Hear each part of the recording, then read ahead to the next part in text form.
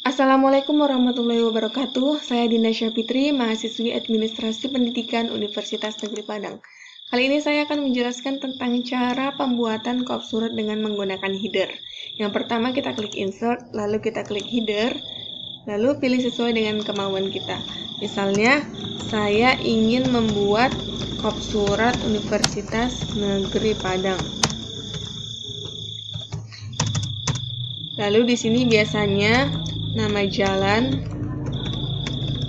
kemudian telepon, kemudian email. Kemudian ini kita rapikan. Lalu kita mengambil kop suratnya di insert, lalu di fitur. Karena tadi saya ingin membuat logo UNP, maka di sini kop suratnya harus dengan menggunakan logo UNP. Untuk merapikannya tanpa mengganggu tulisan-tulisan ini, kita klik kanan, lalu bacaannya wrap text, lalu behind text. Kita rapikan seperti ini. Maka dia akan muncul di halaman kedua dan ketiga secara otomatis. Misalnya seperti ini. Halaman kedua dan halaman ketiga. Selanjutnya, saya akan menjelaskan tentang cara menggunakan mail merge di Microsoft Office Word. Pertama, kita harus mempunyai data di Microsoft Office Excel seperti ini. Lalu, kita buka Microsoft Office Word. Misalnya ini contoh suratnya. Lalu kita klik mailings, lalu start mail merge, lalu step by step. Karena ini surat, maka di sini letters. Kemudian next, lalu use the current document. Kemudian next, lalu kita klik browser, lalu kita ambil di mana data Excel tadi kita taruh. Misalnya seperti ini, maka open. Maka kita klik OK. Maka kalau ini ingin kita gunakan, maka ini kita biarkan saja, kita klik OK. Tapi kalau memang ini tidak ingin kita gunakan, maka kita bisa mengkliknya, kita mengkliknya, lalu klik OK. Kemudian ini kita klik next, kemudian kita klik di more item. Ini kursornya di alamat, maka ini harus di alamat. Maaf, ini kursornya di nama, maka ini harus di nama. Lalu selanjutnya more item di kelas, maka ini juga harus di kelas. Close. Selanjutnya di alamat, maka ini juga harus di alamat. Insert, lalu close. Kemudian kita klik next. Nah, dia akan muncul tampilannya seperti ini. Sama seperti tadi, tanpa menghilangkan satu data pun. Kemudian saya akan menjelaskan tentang cara penjumlahan otomatis di Microsoft Office Excel. Yang pertama, misalnya ini kelas A dan kelas B. Kita ingin menjumlahkan kelas A, maka kita buat sama dengan sum, buka kurung, kemudian ini kita klik, lalu kita klik enter. Kelas B juga sama seperti itu, sum sama dengan sum, buka kurung, lalu kita klik enter. Untuk menjumlahkan keduanya sama seperti cara yang tadi, sama dengan sum, tapi kali ini kita klik keduanya, lalu kita klik enter. Untuk mencari data minimum dari kedua kelas tersebut ini, maka rumusnya sama dengan min, buka kurung, kita klik keduanya, lalu kita klik enter. Lalu data maksimum sama dengan max, buka kurung, kita klik keduanya, lalu kita klik. Kemudian rata-rata sama dengan average, buka kurung, kita klik enter. Modus sama dengan mode, buka kurung, kita klik enter. Kemudian median sama dengan median, buka kurung, kita klik enter. Nah, mudah kan?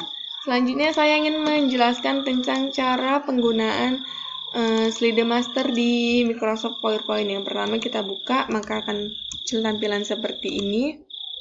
Ini bisa kita hapus, kemudian kita klik view, lalu slide master, lalu kita ngeditnya di slide yang pertama. Kenapa di slide yang pertama? Karena kalau kita ngeditnya di slide yang pertama, dia akan muncul secara, slide selanjutnya akan muncul secara otomatis. Kemudian kita klik insert, kemudian kita klik save, baru ini untuk menulis. Misalnya saya ingin membuat data dasar manajemen. Selanjutnya kita klik save as lagi, lalu kita buat, terserah kita mau buat seperti apa. Ini bisa kita copy.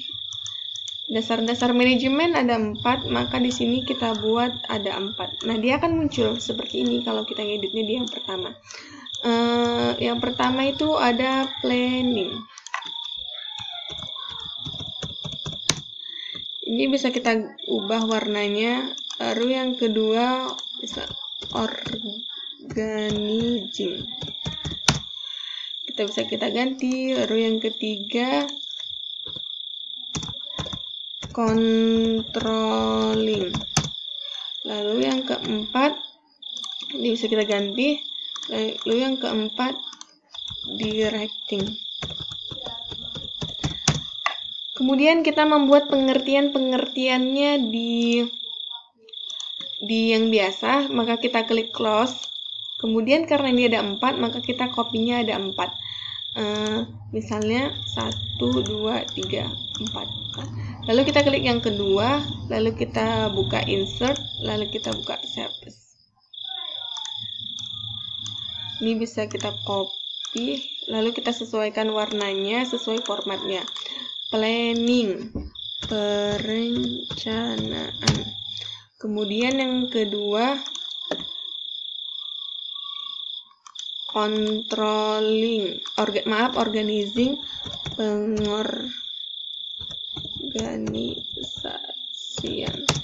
Kemudian yang ketiga ada controlling, pengendalian. Kemudian yang keempat ada directing, keputusan. Kemudian ini bisa kita atur animasinya di yang kedua. Misalnya kita ingin animasi yang seperti ini, maka ini kita klik width, lalu transisinya suaranya seperti ini. Kita bisa cek tampilan ini seperti apa, maka kita bisa klik preview. Lalu yang kedua, misalnya kita membuat ini.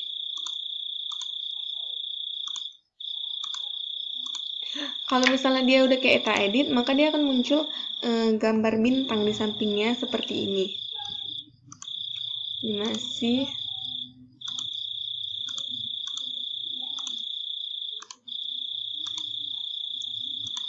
Lalu yang kelima.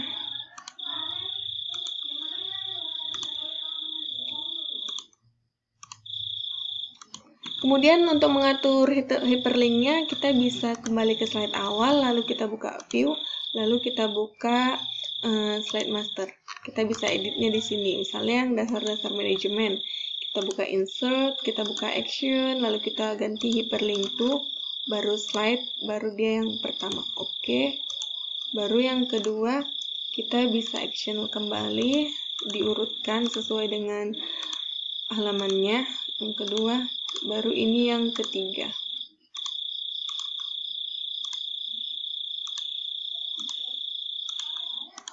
Lalu ini yang keempat.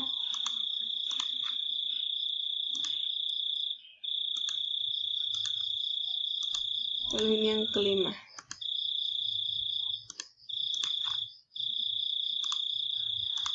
Untuk melihatnya, kita bisa klik bagian bawah bacaannya preview.